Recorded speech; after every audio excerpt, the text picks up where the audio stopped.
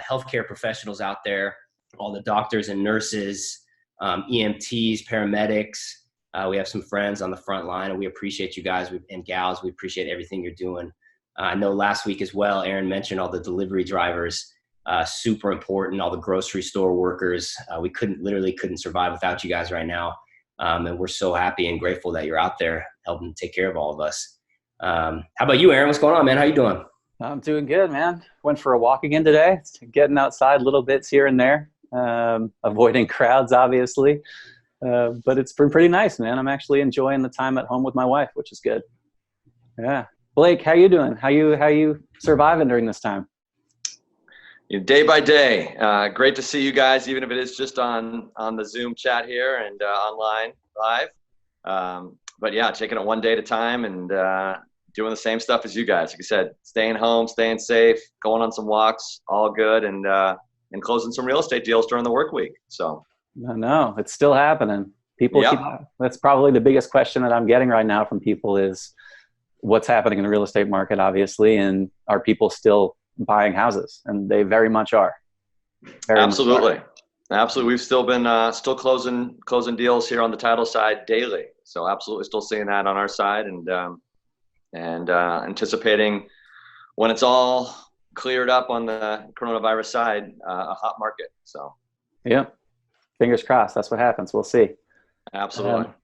So Blake, man, give us a little background. Tell the people who you are. Where are you from? Thank you guys for having me. So yeah, my name is Blake Schinto. I'm with Progressive Title. I'm in my 19th year in the title industry. I am a born and raised Los Angeles native. Never left. Been in, like I said, the title business here for quite some time. Went to school here locally, and as soon as I graduated from USC, got right into the title business, and I've been doing it since. Still live here, obviously local, sell local, married with 3 young children and my dog, and we go on lots of walks, especially recently, and enjoy the title business and enjoy working with good people like you all. That's amazing. I'm glad to hear that. I actually didn't know that you were born and raised in Los Angeles. So never left. Never left. I'm one of the few native LA folks that's still here, and never was an actor, and still here. I love that. Yeah. So not being into the entertainment industry and being from LA, what got you into title, being a title rep? Yeah, good question. So I was a business major at USC. And wasn't quite sure what I wanted to do, and explored a bunch of different options. And when I finished school, real estate was always something I was interested in, but I wasn't really familiar with the title industry, and started working in it as an assistant right away up front. And it was a great opportunity to really learn a lot about the real estate world, and learn about title and escrow and transferring title and all different portions of the real estate industry, which is what I was really looking to do when I, young guy, 22 years old, right out of school, wanted a job that had, like I said, an opportunity to learn a lot, but also to grow. And so it was a great opportunity, and here I am many years later, still doing it. Fantastic, man. Fantastic. And we love working with you, and everybody that we've, all of our clients who have worked with you love working with you as well. So we are grateful and glad that you got into it, and we met you along the way. Well, thank you. And likewise, love working with you guys too. So I guess before we go any farther, what is title? And we got to break this down for people. A lot of our clients, especially home buyers, will ask us, okay, title, is that what a deed is? I've heard on the movies, someone signs a deed over to the new buyer, or is there an easy way for you to differentiate or remember title versus a deed? Or can you explain to us what title is? Yeah, great questions. So, it's like you said, it's something that a lot of people in the general public don't know a lot about, but it is very, very important. And so typically when people are referring to title, you're absolutely right. They're referring to the deed and the ownership of their property. Now, from our perspective, the title insurance perspective, not only are we transferring the title, but we're also insuring it. And that's why it comes into play of the title insurance.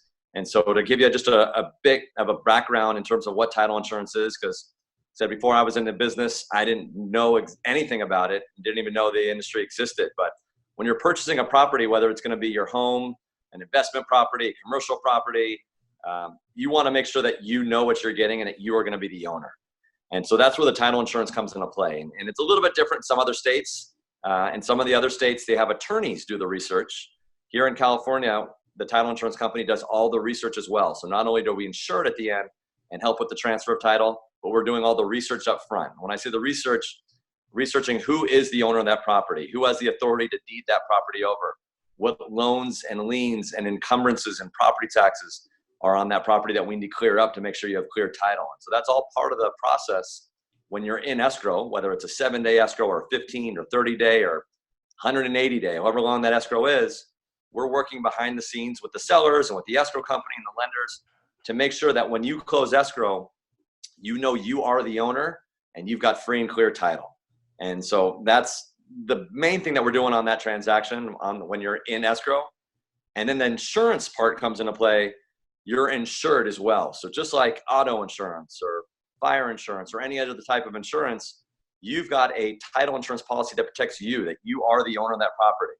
The great thing about it is you just pay once. It's a one-time closing cost, and you're insured the entire time you own that property.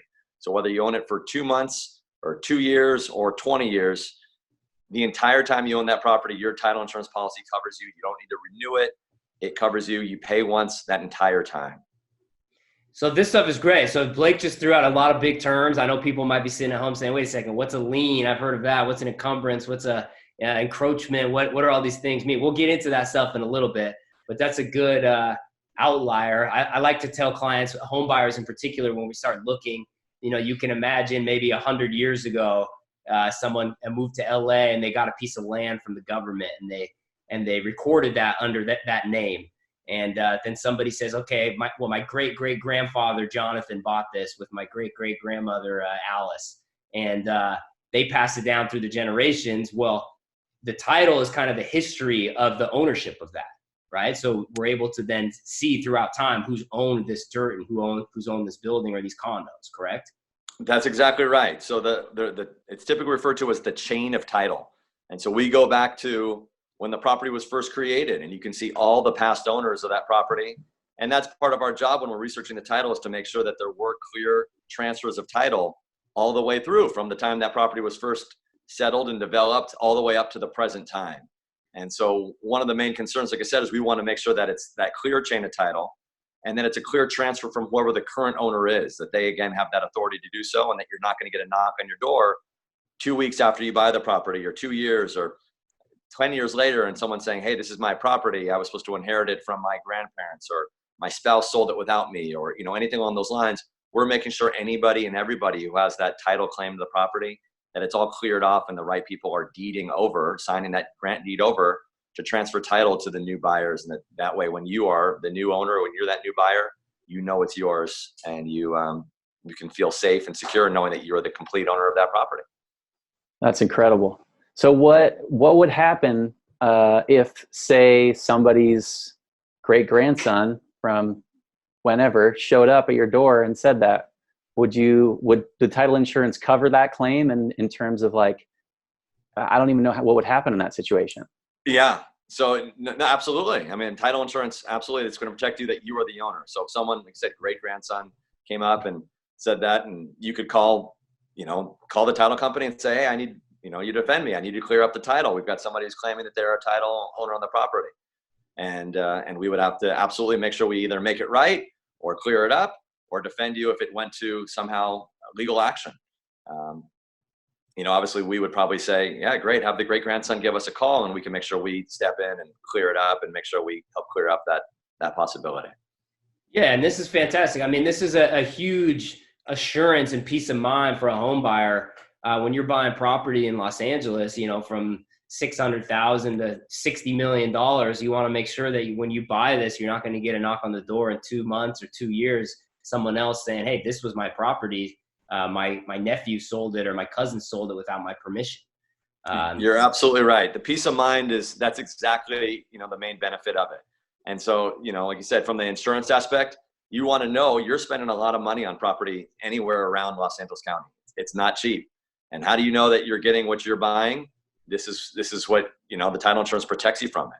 So not only you got that insurance aspect, but you also have the transfer of title. The average everyday person, even people in the real estate industry, don't necessarily know how to transfer the title properly. We do all that. We transfer the title. We clear up the loans and liens and encumbrances. Like you said, we can talk about some of that stuff here in a little bit. but we make sure that it's all clear and the transfer is done properly, and then give you that peace of mind of that insurance as well. Yeah. So before we move forward, I kind of want to take a step back.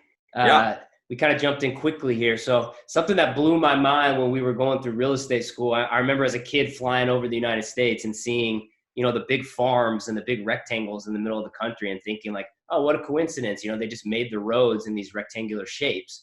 And then when we were reading through the real estate books, I learned about land descriptions and how there's like 3 different kinds of ways that they go through and describe land. And I wanted you to just go through some of those real quick with a lot of us are used to a track system in urban areas and seeing new developments. But if you can maybe explain some of those to our audience, that'd be fantastic. I love that. Yeah, no, and you're right. This is getting very technical, but it's typically referred to as a legal description. And that legal description describes the property legally. And so when a property is first created in terms of a new subdivision, it has to go through many different steps. And so the developer of that area, of that property, they're going to take the 100 acres, the 40 acres, however big that property is, and they're going to have to go through these different steps through the local governments, the city, the county, to make sure that they are subdividing it properly and creating the legal descriptions. And so, like you said, there's various different ways, different types of legal descriptions. Most common here, and like you said, our urban Los Angeles area is what's called the lot, block, and tract area. And that's because you're creating what's called a tract map. And so you're dividing that 40 acres, that 100 acres into 40 lots, 100 lots, 200 lots, however many lots it's going to be. And then you've got 200 lots within your 100 acres within your tract. And so they create this tract map that is approved by the city and the county. And eventually it's recorded. It's recorded with the county recorder's office. And that establishes that tract map after it's been approved. And it creates the legal descriptions for those, for instance, 200 lots within that area. And then from there moving forward, that's what the title company is searching. We're searching from the creation of that property when that tract map was made all the way to the present, who the owner was, the developer, and who they sold it to after that, and after that, and after that. And so the legal description is very, very important from a title perspective and from a legal perspective. It describes the property, describes what you're purchasing, and not physically in a characteristic manner, but from a legal perspective, the lot or the condo, if it's condo, the airspace. So it established that lot, block, and tract, or that condo number, and it's included on every document that's recorded in regards to that property. So every grant deed, every time a property is transferred, that legal description is referenced. Anytime a new loan, typically referred to those as a mortgage, but here in California we use a deed of trust. Anytime a deed of trust is recorded, they're going to put that legal description on the property as well. And so that's how we know what property they're referring to when these documents are recorded, is through that legal description. So it's a very, very important thing in terms of that description from a title and a legal standpoint. Yeah, and that's even ultimately like one of the first questions we get a lot of times when we're writing an offer from a client is, hey, what's this APN number? What does that mean? And we say, well, a shortened version of what you just said with our understanding of, that the legal description of your property is not actually 123 Main Street. That's great for the post office to bring you your mail. But for title down at the county and for the lenders and mortgage, that's not how they're referring to your property. No, and APN is a great thing to bring up as well, because we get a lot of questions on that as well. APN is an acronym. It stands for Assessor's Parcel Number. And that's very timely right now because right now anybody that does own property, I'm sure you know that property taxes are due. The second half property taxes are due. And so when you're paying your property taxes, they're going to ask, the county asks you to include on that tax bill your APN. And so that's the assessor. The assessor wants that because that's how they identify the property. And like you said, very, very important on title documents as well. You'll typically see that APN included. And it's a question so we get very often from the title side. We got questions coming in. I hear dings. Yeah, I did. Getting people reaching out to me. They're saying, hey, this is a lot of great information, man. This is a lot of great information. Yeah, somebody was mentioning, why do you have to bring up the property taxes are due? I don't like paying them myself. I just paid mine. So not fun, but they are due now and delinquent if not paid by April the 10th. And the penalty for those is quite hefty. So it's a good thing to remind people, because if you're even a day late, they can charge you that penalty of 10% of your property tax bill. This year, I know we were just talking about the coronavirus, LA County, they're not extending the date they're due, but they're willing to if you're a property owner and you can't pay your property taxes, you can apply to have your penalty waived. So if you do pay them late, they may waive your penalty on the property taxes. So it's something good to be aware of as well. Yeah, that's really great information for right now what's going on. I actually had a past client, Aaron and I helped buy a house last year, who reached out to me with a title question, a property taxes question. And Blake is one of the great members of our team, which I immediately can send him over the address, and he can help answer those questions and get that bill. And that's just another phenomenal resource for Aaron and I, that he's there for us and he's there for you. If you have questions, make sure to reach out to us, and he can more than happy to help out with these things. Make sure to check with your individual lenders for mortgage questions regarding coronavirus. We asked about that last week. And then, Blake, how can people find out? Do they have to reach out to the county directly regarding property tax questions? So yeah, absolutely. Like you said, we're always happy to help. Property taxes are a quote unquote lien on every property. So you're absolutely right. Your clients can always reach out to you, and you can reach out to us, and we can work together to let them know, how much shows is owed, or if they're delinquent, the penalty amounts and all that great stuff. This year, like you said, with the coronavirus, as I was mentioning a moment before, the county is willing to possibly waive those penalties if you've been affected by it. And so starting April 11th, the day after the delinquency date, property owners that haven't paid yet, they can apply online with the county to have that penalty waived. I'm not exactly sure what the process is going to be. This is a, first time we've gone through all this, but they're saying they're going to have a process online where the property owner is going to apply online to have that penalty canceled, and then you could possibly pay at a later date. So they're not going to actually waive the amount of money you owe, but waive just that penalty if you've been affected and been approved through the county for that. And that's through the county tax collector. And Blake, what's that date again that it's delinquent if it's not paid by? It's got to be paid or postmarked by April the 10th. April 10th. Right now, and then you can apply to waive that penalty starting the next day, April the 11th. Okay, awesome. Yeah, so make sure as well, if you're not in LA County, if we have listeners from all over the country, we can help people out with real estate questions from all over the place. Check in with your own county tax collector if you have questions regarding that. Super important stuff right now. So Blake, just to go back to nerding out on the legal descriptions, there's the lot block and tract, and then there's we got two other ones. I love this stuff, so I wanted you to just do a brief description of those. Yeah, so the other one, it's meets and bounds is one of the other ones. Meets and bounds tends to be a bit more complicated, a lot longer of a legal description. So the lot block and tract tends to be just a couple sentences long. The meets and bounds ones can be multiple pages long, and it includes many different measurements and very, very precise in terms of getting that. Not as common here locally in the Los Angeles area. Off the top of my head, I know Malibu uses that form of legal description quite often. So if you own a property or looking at a property in Malibu, you might see it there. And then the last one is the township method. And that's used typically in larger tracts of property, large areas of property. So where it's 40 acres, 100 acres. And in those, they typically just break it down to the northeast corner of the southeast half of the northwest half of Township 16, Range 32. And so it's large acres of property. You'll run into that. Locally here in Southern California, I've seen it out in like the Lancaster, Palmdale area, and out in Kern County, out in that parts. But where we're more urban, as you used that term earlier, in Los Angeles and Ventura, it's not as common to see here locally. There you go. Now you know. Now you know when you're flying over the country why there's big rectangles in farmland. That's right. We just got a question from Aaron Traeger. He said title clarification is super helpful. Are the titles mostly digital now with technology, or are they still hard copy?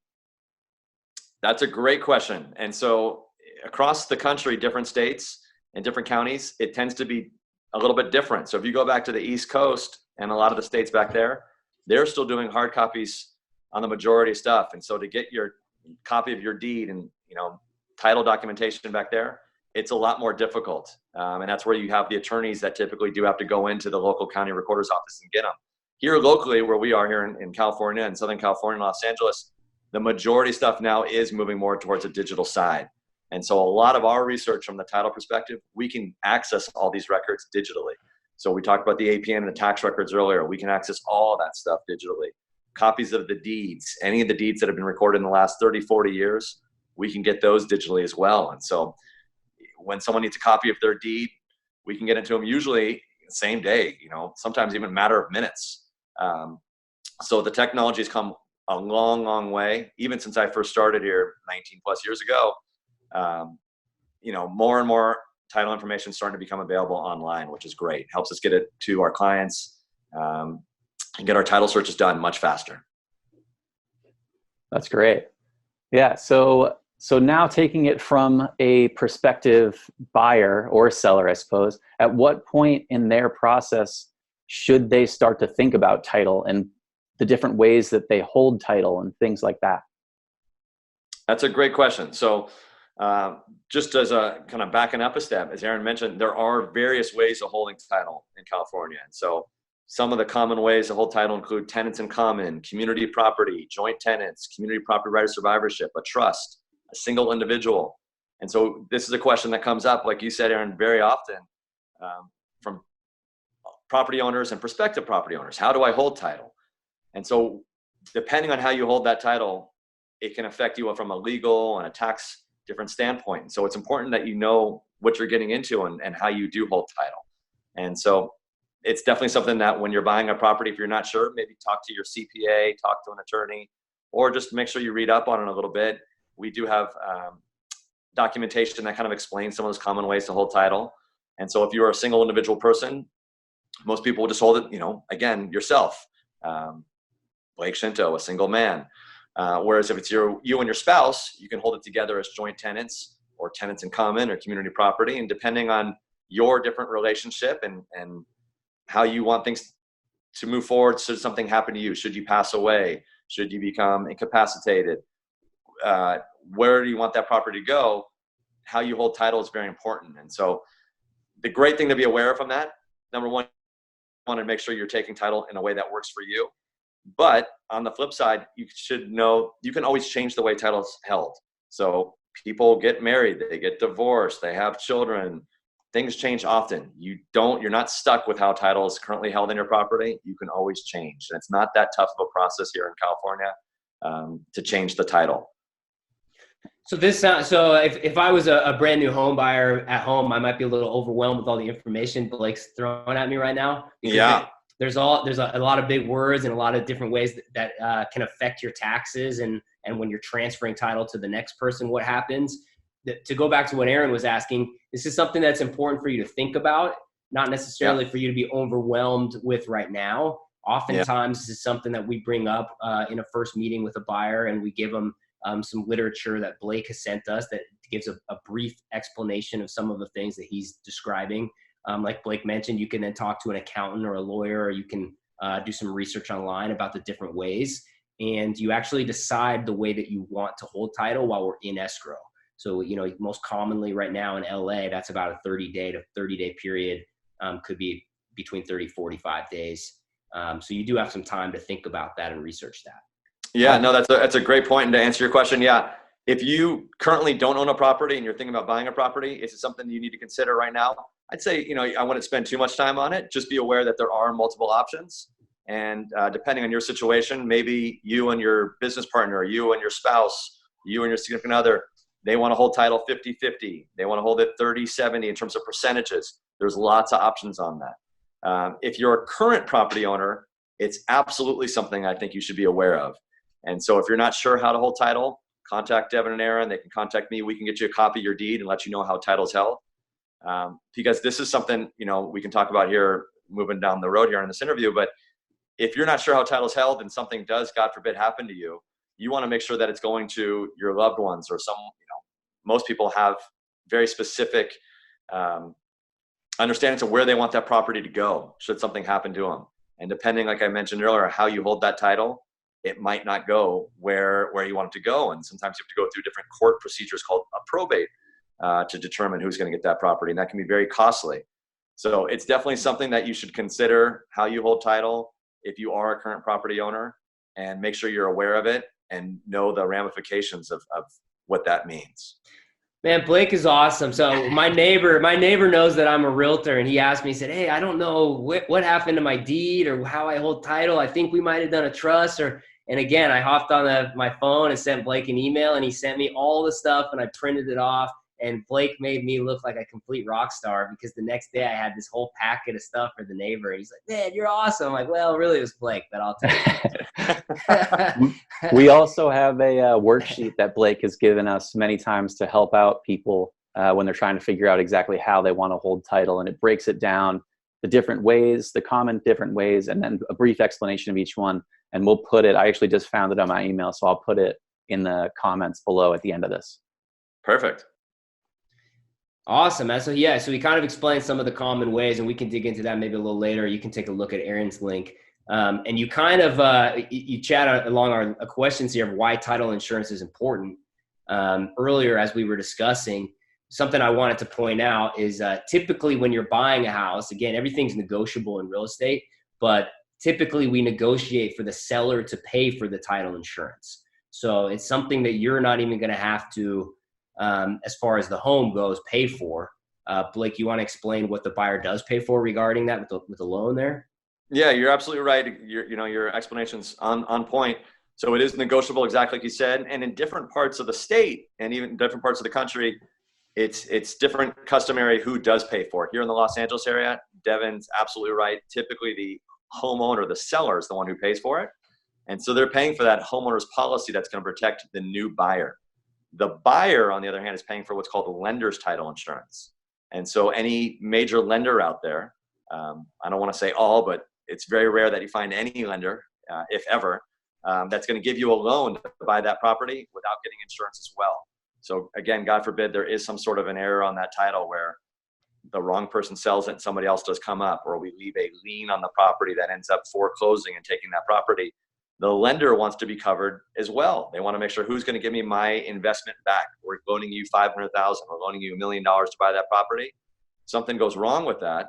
Who's going to help cover us? And so the buyer pays for that lender's policy that covers the lender, whether it's Wells Fargo or Bank of America or Citibank or whoever that lender is. They want that coverage too. The lender's policy is issued at what's called a concurrent rate, meaning it's issued at the same time as that homeowner's policy is being issued. So it's issued at a much lower cost than the owner's policy. And so just to explain briefly how that all works, the homeowner's policy is based off the sales price. We're insuring you for the amount of money that property's worth. The lender's policy, we're insuring the lender based off their loan amount. So if the loan's $500,000, your lender's policy is going to be for $500,000. It's based right off that loan amount. And so we're insuring them for that amount of the loan. So if you're just joining us right now, 20 minutes, 30 minutes in, we're talking with Blake Schinto, Progressive Title. I'm Devin McNichol, Aaron Bernbach. This is Really Real Estate. And just to recap real quick. So title in the chain of title is the history of ownership of your property from the time that someone bought it or was given it from the government, and then it was passed down through change of ownership and sales. And title insurance protects you as a homeowner, as a buyer, from someone coming and knocking on your door and saying, hey, I did work on your house and the previous owner owed me money, you owe me money. Or, hey, there was a lawsuit against something. Or, hey, my great-grandson actually gave this to, or excuse me, my great-grandfather actually gave this to my side of the family, not the other one, and you're protected. So I just wanted to recap that in case you heard some of those explanations there as far as the seller paying for the title insurance when you're buying the property, and then you as the buyer paying for the title insurance for your loan. That's a great explanation on there. I was going to touch base on, we haven't talked a lot yet about liens. We've talked a lot about the title in terms of, transfer the title and the chain of the title and items from that perspective. But Devin just brought up a good point about, a contractor doing work on a property.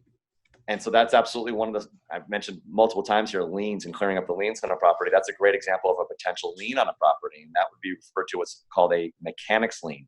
So if a contractor does work on your property, and whether it's you did the work or a previous owner, and they weren't paid or paid properly, or there was disputed, they can put a lien on that property as well, called a mechanic's lien.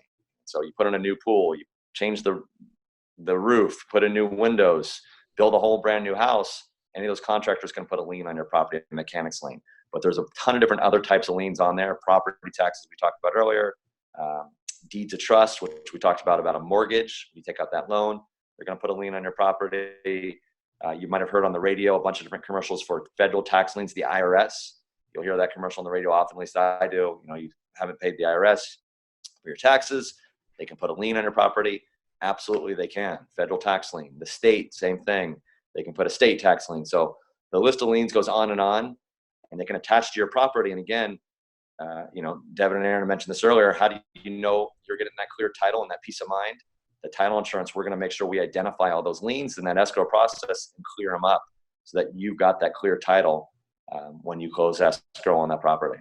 So let me guess, the IRS lien, does that take first position above any others? It is definitely a very strong high position. The property taxes typically will take the highest lien. So again, a government lien that's in the highest position. And what Devin's referring to when he says the highest position, it means basically who's going to get paid first, or if one of the other liens forecloses, which ones stay on the property or which ones potentially get wiped out. That's what he's referring to in terms of a position from that question, that perspective. So great question as well. We just had another question come in from Becky asking to talk a little bit more about probate some more, but we're going to get to that a little bit later. So I just wanted to let you know that, Becky. Stay tuned. Perfect. Yeah, that's great. Well, so you had mentioned liens as an example. What are some other, or if you want to give a broader definition of an encumbrance and some other examples of encumbrances and how they affect people buying and selling? Yeah, that's a great question too. So encumbrance basically just means anything that affects the property. In this case, anything that's affecting the title of the property. So liens is a perfect example. I just went over a bunch of different types of liens on the property, but there's many other types of items that can affect your title as well. And so those include an easement, covenant and agreement, CC&Rs. CC&R stands for covenants, conditions, restrictions.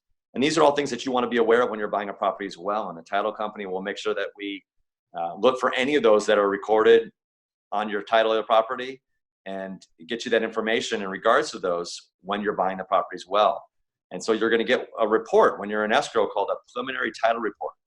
And among many other things that report's going to show is all the various liens and encumbrances that have been recorded.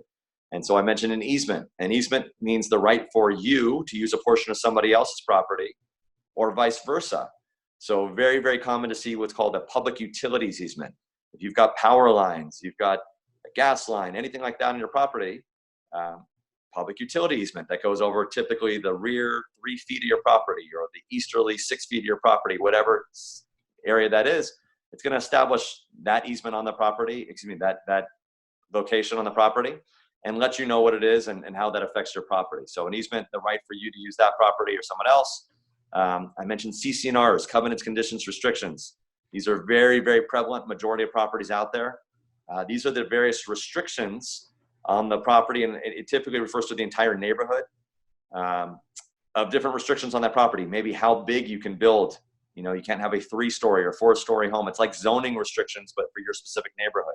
If it's within a condo complex, sometimes they restrict the type of flooring you can have. You can't have wood floors, or the size of your pet, or on certain properties, the exterior paint color. So CC&R is very, very common type of encumbrance to see out there. I mentioned a covenant agreement. That would usually be, a covenant between maybe you and the city on various items, or you and a neighbor, almost like an easement as well. So it's important to know these various encumbrances. Again, these things that affect the title up front, because that way there's no surprises after you close escrow as well. And they're not all negative. Sometimes it's great things just to be aware of. And they protect the integrity of your neighborhood, or they allow you to use this other portion of someone else's property that they own, or vice versa. So important stuff to be aware of. A lot of times also we'll see in the CC&Rs for condos, we'll see like a short-term rental duration allowed. So like you'll be allowed short-term rent for like a minimum of 6 months or something like that. So they try to avoid Airbnb and things like that. So it's something to keep in mind if you're looking at condos and you're thinking maybe it would be a good investment or something along those lines. Yeah, and Rachel just asked a question. Rachel just asked a question that goes right in that, what you're saying with the CC&Rs. Is that the same thing as an HOA, or is that something different? And so the CC&Rs are typically part of the HOA's docs, correct? Yeah, so it's a great question. Definitely something that people, often seek clarification on. So an HOA is your homeowners association. The CC&Rs are a recorded document that restricts what you can do with the property. So oftentimes people, when they hear CC&Rs, they automatically think that it's part of an HOA. And that's not always the case. So are there CC&Rs with HOAs? Absolutely. The majority of the time you're going to find there's CC&Rs, if not all the time. But you're going to find CC&Rs on properties that are not part of an HOA. And that's a question or a misconception, I should say, that comes up very often. Sometimes people will say, hey, Blake, I saw there's CC&Rs on this title report. There's no HOA in this community. Why are there CC&Rs here? Very, very common to see CC&Rs. I live in a single family home. It's not part of an HOA. There's CC&Rs on it. Every home I've owned has had CC&Rs on it. In fact, it's rare to see a property that doesn't have CC&Rs on it. And they're usually, these CC&Rs, these covenants, conditions, restrictions, they're put on at the time the property was typically first developed. So, whether it was in the 1920s, 1930s, 40s, or even recently, if it's a brand new condo construction property, they're going to put these restrictions on the property. And we just went through some of the samples of what they could be. But if you are part of an HOA, the HOA will typically help enforce those CC&Rs. So again, let's say you're a condo complex. The CC&Rs say you can't have wood floors on there. You can't have a pet over 20 pounds. And you have 3 pets that are 100 pounds each. The HOA can say, hey, you need to, get rid of those pets or we're going to fine you. Or if you put in the wood floors, you're not supposed to have them. You need to put back carpeted floors or we will fine you. So the HOA will typically help enforce it. But they're not the ones that, it doesn't always mean that there are HOAs if you see CC&Rs. Another common thing that we see around Los Angeles is historic preservation zone, which Rachel just asked a question about. There are a lot of different areas all throughout the city. I know in Angelino Heights, there's the biggest concentration of Victorian homes in Los Angeles. And because of that, the Historic Preservation Society has restricted a lot of the exterior work that you can do in certain places like that. And those are Absolutely. all over Los Angeles. And would those be considered CC&Rs as well? Great question. And so, no, it's not typically part of the CC&Rs on that. That's part of the zoning. And so I was mentioning, CC&Rs are kind of like zoning in terms of the restrictions. They're just typically more concentrated on your specific neighborhood or your specific complex. But zoning, you're absolutely right. The city can put these same type of restrictions on a property. And that's what zoning is. They do it for an entire neighborhood. If it's a historic, HPOZ, historic preservation overlay zone. Or the other types of zoning that you have around the city, they restrict what type of property can be built there, whether it's a single family or a condo or a duplex. And that's what's, if you're in the middle of a residential property neighborhood, that prevents someone from all of a sudden coming in and building a big industrial building, or, using it for cattle raising or, whatever it might be, putting a restaurant next door to your house that's in, again, a residential neighborhood. And so that's what the zoning, the main, at least in my opinion, the main function of zoning is. And so the HPOZ, the historic preservation zoning, it's there to help protect some of the historic areas of our city. And so it does a good job of helping keep that, as Aaron pointed out, the exterior of the property, keeping it that same classic look. Pretty, keeping it pretty. Exactly. That's right. There you go. Hey, Blake, can you touch on, talked on easements and liens. What about encroachments as far as trees that hang over different parts of properties or landscaping or shared driveways, things to look out for in that regard? So great question as well. Encroachment just basically means someone's using a portion of your property or vice versa. And typically it refers to without having that permission. So an easement, this is where people kind of get confused sometimes. An easement, you're using a portion of someone else's property or someone else's, usually with that permission. They've got the right to do that. Again, I use the example of the public utility easement that, LADWP or whoever it might be, they have the right to have those power lines in their property. Now, an encroachment is similar in terms of someone else is using a portion of property, but the difference is they typically don't have that permission. And so you could have, instead of fence line where you've on perfectly rectangular or square lots, and all of a sudden the fence jags in a little bit, or the neighbor's pool equipment goes on your property, or they build a gazebo that overhangs onto your property, or vice versa. And so part of the title process, depending on the type of title policy you get, we're going to go out and actually do a title inspection to look for any encroachments. and make sure, again, that you're aware of any encroachments that might affect your property. The title inspection, it's not a survey where we're actually out there, where it's 100%, super detailed down in that measurement, but it's very pretty close to being accurate in terms of, 1 foot, 2 foot, 3 feet, we think approximately onto your property, the neighbor's fence or the neighbor's gazebo or the neighbor's pool equipment or their garage is on your property. And again, or vice versa, you're going on their property. We don't want you to be surprised down the road where someone says, hey, your garage is on my property. You said, well, I didn't build it there. It's been there for, the last 10 years. Okay, well, we need you to move it off. So, this is all part of that escrow process and disclosures of what you're buying and knowing what you're aware of and what you're buying, I should say. And so an encroachment, again, basically someone else using a right of or portion of your property or vice versa. And this is such good information. I'm so stoked for all the homeowners and buyers out there that are getting this. It's if I was brand new and looking to buy a house and had no idea about this, these are all things that would come up in my head. Or if not, I'm so happy that you're bringing them up.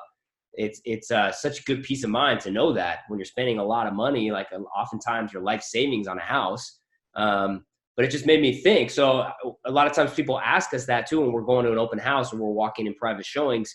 How do I know? Do I wait until I get into escrow and I write the offer, or how do I know if there's an easement or a lien? Can I find that out before we write the offer? Great question. And so in some instances, yeah, depending on what type of information you have available. Sometimes the listing agent will already have full title reports prepared, ready to go, and can take a look at that. But typically, it's information you're going to get once you're in escrow. So once you open that escrow, you've got a contingency period, which basically means a period where you're able to do your investigation. And this is one of them. One of the contingencies, one of the things that you have the chance to investigate and do, get a chance to look at as a buyer is the title report. And so as soon as you open that escrow, the title company, we work with the escrow and the agents and the seller, and we start working on that title report, and it's going to be completed. We do all that research like we talked about before. We're checking the chain of title. We're looking for the encumbrances. We're checking the property taxes. We put it all into this report called that preliminary title report, and it's going to come out usually within, let's say a week at the most. Usually it's a little bit quicker than that.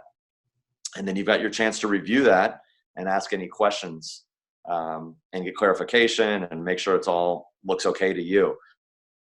And we use that as the title side as kind of our blueprint of what we need to clear up. So we need to find out, once we prepare that preliminary title report, who does need to sign the deed? What liens do we need to pay off?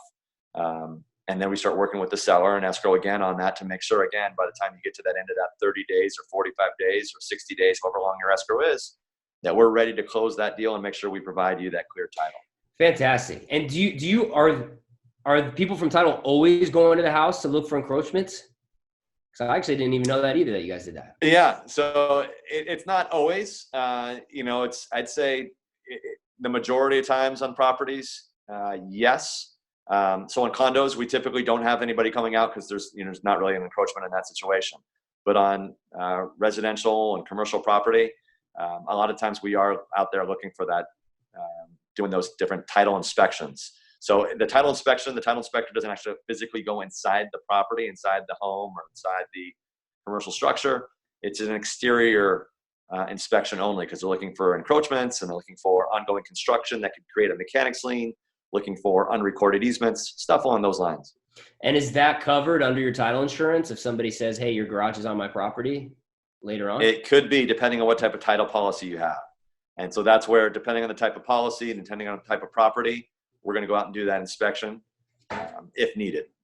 So how does a buyer ensure that they are getting that in their policy? Great question. So residential properties, for the most part, they're going to be getting what's called the homeowner's policy. That's the policy that's in the preset standard CAR purchase contract. So the contract that all the California Association of Real Estate Agents use, like Devin and Aaron, for residential property. In that contract, it already specifies that you're going to be getting that homeowner's policy if you qualify. And if you qualify, it's based on the type of property and who the buyer is and stuff like that. That policy does include coverage for encroachments. That's great. That's great. We had another question from Becky. Would any of these encroachments or encumbrances or anything like that be looked at? Would they come up with your refinancing? So if you're a homeowner that's refinancing, do they look at any of these things? Great question. Typically, no. So on a refinance, the lender is just going to be getting a new lender's policy. So again, as mentioned earlier about a lender, they want assurance that, they're giving you that $500,000, that $1 million, whatever amount of money it is. They want assurance as well. They want to make sure that the person they're giving that loan to is the owner of that property, that there's no other liens in a higher position. But it's not that type of policy. It doesn't include coverage for encroachments for the lender. So no, there's no typical title inspection on a refinance, and it doesn't include protection for encroachments for the lender. Now that doesn't change. This is a question we get often. If you refinance your property, that doesn't make your old owner's policy go away. So if you buy a property in, let's say, 2010, you bought it and you refinanced 5 times since then, your owner's policy is still based on that 2010 purchase. So even though there's been 5 new title policies issued since then to cover those lenders, your owner's policy is still based on that initial purchase. And that's where you're still going to have potentially your encroachment coverage for you as an owner. So good question. Perfect. Yeah, Becky, great question. For those of you that don't know, if you just put in the comments down below, we'll try to get to every question we can throughout this. Yeah, that's great. I wanted to point out as well, I mean, we talked about a lot of things that can come up on title, but a few other red flags that I was thinking of earlier when we were making these lists of our potential sellers who are going through bankruptcy or foreclosure. Maybe if you have like a recent death in the family, or foreign sellers, some things that I found earlier doing some research.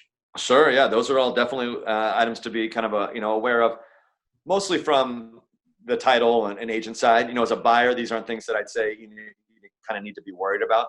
From the buyer perspective, you just want to make sure you're getting that title insurance coverage, and you see, that you've got a prelim and review it. From the agent and title perspective, these are things that we're going to look for because they could potentially cause a little bit more work or a bump in the road in terms of making sure we get that clear title. But we can't close the deal for the buyers that are worried, like, hey, if this, the seller's in bankruptcy, will that affect me? Well, it could affect your escrow and make it a little slower, but we're going to make sure that we get that cleared out before we close escrow. So again, as a buyer, you have that peace of mind knowing, hey, when it closes escrow and they insure me, I'm clear. Now, kind of going back to Devin's question though about it, bankruptcy, an out-of-state owner or an out-of-the-country owner that's going to be signing off the deed. Absolutely, these are things that we want to be aware of because it can cause a little bit more work.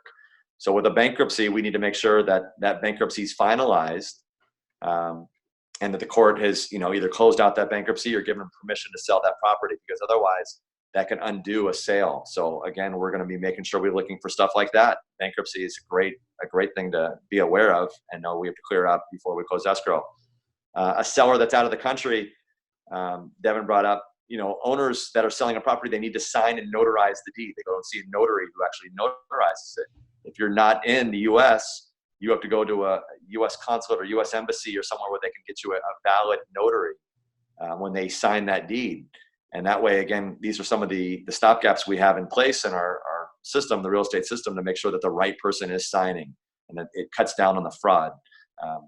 And so if you're out of the country, you have to get that valid notary for it to be a recordable deed. So great point as well. Yeah. And I mean, these are real life situations. Aaron's about to laugh at it right now, but we are in the process of representing a buyer, and the seller is from Colombia and lives there and was supposed to go into the U.S. embassy to sign. And with everything going on in the world right now, that's been put on hold. So we'll let you guys know how that turns out. That's a real life situation. Another thing I wanted to point out, which happened, I called Blake once because we were going to list a house to sell that was in a trust, and the gentleman we were speaking with swore he was the trustee and had the right to sell the house, but he could not provide us with a copy of the trust. And if people are unfamiliar with what a trust is, I mean, it's an entity similar to a corporation or an LLC, and we're holding the title under a trust. And so I said, Blake, how do I know that this guy is actually the rightful trustee that can sell this house? And you said, I believe you have to have an actual physical copy of the trust, correct? That is exactly right. And that's a great way of kind of describing it. So we went over earlier in this, some of the common ways of holding title, and a trust is getting to be more and more common. And there's so many benefits to holding title in a trust. And that's why we're seeing it more and more. If you pass away, you can specify who you want the property to go to. Your kids, your spouse, divide it up. I want 10% of the proceeds to go to my favorite charity, whatever it might be. And your family members, your heirs, whoever it is that's going to inherit the property should something happen to you, they don't have to go through a court process, that probate process, which we discussed here very briefly earlier. They get to avoid that because the document, that trust document, specifies all that. They specify who the trustees are, who the successor trustees are, and the beneficiaries. And so these are some legal terms, but basically it specifies who has the right to sign on behalf of your trust and where that money, where the proceeds from that sale would go when that property is sold. And so Devin's absolutely correct. When we're dealing with a property that's owned in a trust and it's being sold, we're going to typically ask for a copy of that trust to make sure, again, as a title insurance company, the right people are selling that property or signing on behalf of it. So again, when you're that buyer, we know the right people signed off on it, that no one else can come up and say, hey, that property was in a trust and I was the actual trustee, or I was the successor trustee. I should have been the one signing it. That's my property. Get out. We want to be, crystal clear, 100%. Sure that the right person is signing off on that, and that's part of our due diligence as a title company to make sure that that's the case.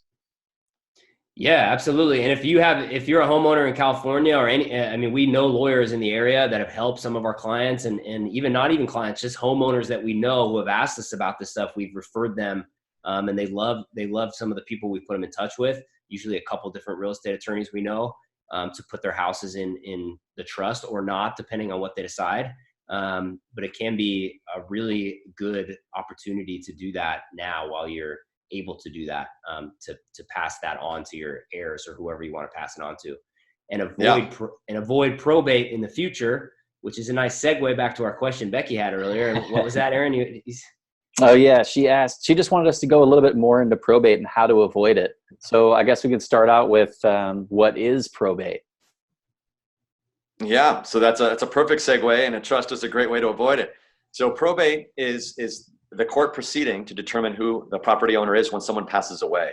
So if a single individual is on title and they own that property as an individual, John Smith, a single man, and unfortunately John Smith passes away, well, who does that property go to? And the court would have to determine that through a probate process. And so the questions we get often is, well, what if John had a will? What if he created a will? And the will says it's supposed to go to me. Do I get to avoid probate? And the answer to that is unfortunately no. The will alone does not allow you to avoid probate. It can be used as evidence within the probate proceedings, but it doesn't help you avoid the probate. So the various ways that people will help avoid the probate is how title's held. And so if you held it with somebody else as joint tenants or community property, and just one of the two people passes away, or one of the three people, if it's joint tenants, or however many you want, joint tenants can be as many people as you like, it would go to the surviving, either surviving spouse or the surviving joint tenant. We mentioned a second ago, a trust. A trust is, like I said, more and more popular and a great way to avoid probate, even if you are just a single individual person. You don't have to be married. You don't have to be in a domestic partnership. You don't have to have children. You can be an individual person and create a trust and specify where you want that property to go. Should you pass away, or should you have a medical situation where you're in a coma and the property needs to be sold? So the trust spells out many different contingencies and many different things that, again, should something happen to you, where it's going to go. And so if you can't specify that yourself, you pass away, who's going to sign for you? The probate process comes into play. The trust, you get to do that ahead of time, and that's what it helps you avoid that probate process. The probate process can be very costly and take quite a bit of time. Whereas if you create a trust, you said talk to a local trust attorney, they can help you create that. You spend a little bit up front here, it's going to help save your heirs quite a bit of money usually down the road when they do have to sell your property or the property's being sold. And if you're not sure how you're holding title on your property right now, we can find out for you. So just reach out to us, and we can reach out to Blake, and we can get all that information for you so that you are prepared. Yeah, just to tag along with Blake said earlier, we sold the property last year where it was in a trust. I actually knew the woman. She was in her mid-90s. Unfortunately, she passed away. and her family reached out to us. The trustee was the rightful trustee. They had a copy of the trust. They had a trust bank account, and we sold the house very smoothly with actually it was like 1 day on the market because it was a developer play, and the developer bought it. They got the money that they wanted, and they were super happy with the transaction, and it was very smooth. So yeah, the trust really helped them out for their particular situation. Blake, what are some, what are some red flags to look out for? Are there some other things? I mean, we've talked about for forgery with title, of people trying to forge that they own it, or you mentioned forgery earlier. Sure. Yeah. No, from a buyer and seller's perspective, there's different things. My advice on that would be to make sure you review your title report and make sure that you are working with a reputable title company. From a title and real estate agent perspective, absolutely forgery is something that we're concerned with. And the reason why I say the buyer and seller don't really need to be as concerned. We're the ones that are going to be insuring it, and so that's where the title insurance comes into play, and they're covered, insured. The agents and the escrow and title, we need to make sure part of our job, because we're insuring, that we do have the right people involved. And so absolutely, we're looking out for forgeries, and that's where the notary comes into play, and the title company is going to make sure the right person's signing. And so those are definitely things that to be aware of from our perspective. From the buyer and seller's perspective, again, like I said, make sure you review that title report, make sure it's with a reputable title company, and the things to look out for on that report, make sure the right people, those names that are showing as the current owners are the correct people you're dealing with. And then look for any, encumbrances that might affect the way you're looking to use the property. So if you're looking to put a pool in the backyard and there's an easement that runs right through the middle of the backyard where you're going to put that pool, that would be something you should want to be aware of and you'd want to look at in your title report. If you're a developer and you see there's some CC&Rs on there that prevent you from building a 2-story house, and you've got plans to build a 2-story house, something you want to be aware of as well. So, like I said, my advice, on that perspective is just make sure you review that title report, knowing what you're going to be planning on using that property for. Do any of the things on title prevent me from doing what I want to do with that property? Is there anything common that you see more often than not when it comes to title? And I know we've done a number of transactions at this point, and it feels like it's always something different will come up that we're like, oh, that's new. That's great. Sure. So is there anything that you see more often than anything else? You're right. We deal with so many deals. I've kind of seen, I don't want to say all, because I do still see new things myself here, from time to time. But the thing that I'd say, most common issue, and we've kind of touched on it here a bit, people don't know how title's held, and they think that they own it one way, and, they think it was in their name, and they go to sell it, and it's not. It's still in their deceased spouse's name or their parents' name, or, but they told me it was supposed to be mine.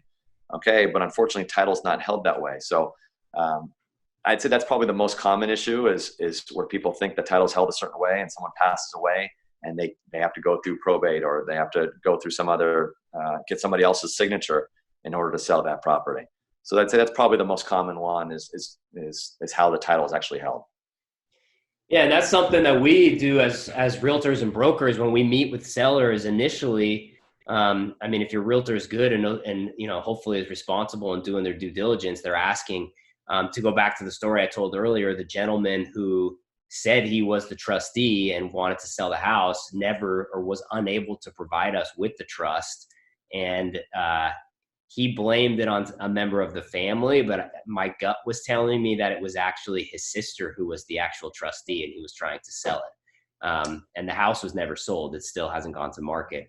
I've stayed in touch with him, but I just had a bad feeling about the fact that I don't think he was the rightful trustee and to be able to sell that property. Yeah, no, and Devin, you're absolutely right. It's just a great idea. And that's stuff we can look up ahead of time, like Devin mentioned, do your due diligence up front, but we can see how title's held. And so when you're, thinking about putting that property in the market, or even if you're not, you want to know how the title's held. The real estate agents can always, guys like Devin and Aaron that are pros, they're going to check to see how title's held and make sure that they know going in who is on title and what they're going to need to get. So that way you as a seller aren't caught in a surprise situation once you're in escrow, where you're in escrow and all of a sudden they're saying, hey, we actually also need your sister, or we need your ex-spouse, or we need a copy of your trust. those are different surprises that people like to avoid, because when you're selling a property, the last thing you want is all of a sudden to find out something new and get that surprise. So it is always good to know that up front. Yeah, that's something that we address pretty early on. And if we do see an issue with it right away, before we even take the listing, we'll make sure we talk with somebody like Blake and figure out exactly what we need to do to get everything ready so that we don't run into any of those problems throughout the escrow process. Definitely. And just so everybody knows too, we do at our weekly meetings that we have, Blake comes in and he's updating us on what's going on and different things to look out for, and different ways that we can nerd out about real estate together on a weekly basis. But my next question, I was wondering if this is something, as you said, that was in the purchase agreement, but I've heard you say multiple times to us to look at the difference between the ALTA and the CLTA homeowners policies. And so that's kind of a bonus question for buyers. If you're out there listening, or you're a potential buyer in the future, is that something as a buyer here in LA that they can look for themselves if they're not using Aaron and I, and explain maybe briefly the difference between the ALTA and CLTA policies?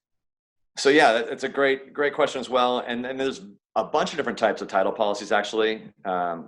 Typically with residential property, you're either going to be getting that ALTA, CLTA homeowners policy that Devin just mentioned, or what's referred to as the CLTA standard policy. Those are kind of the two most common ones. The homeowners policy is the one that I mentioned earlier in this. That's the one that's preset in your contract. And so as long as you're purchasing in residential property, that is the residential purchase agreement, it's preset in there. That's the one you're typically supposed to be getting. And so that's one of the things that you should look out for on your title report. We, as Progressive Title, we issue that automatically on residential property because we know it's preset in the contract. If you're working with another title company, it's definitely something I would recommend taking a look at your title report to make sure they are planning to issue that correct policy, because that standard policy, that CLTA standard policy, it doesn't offer near as much protection as that homeowner's policy.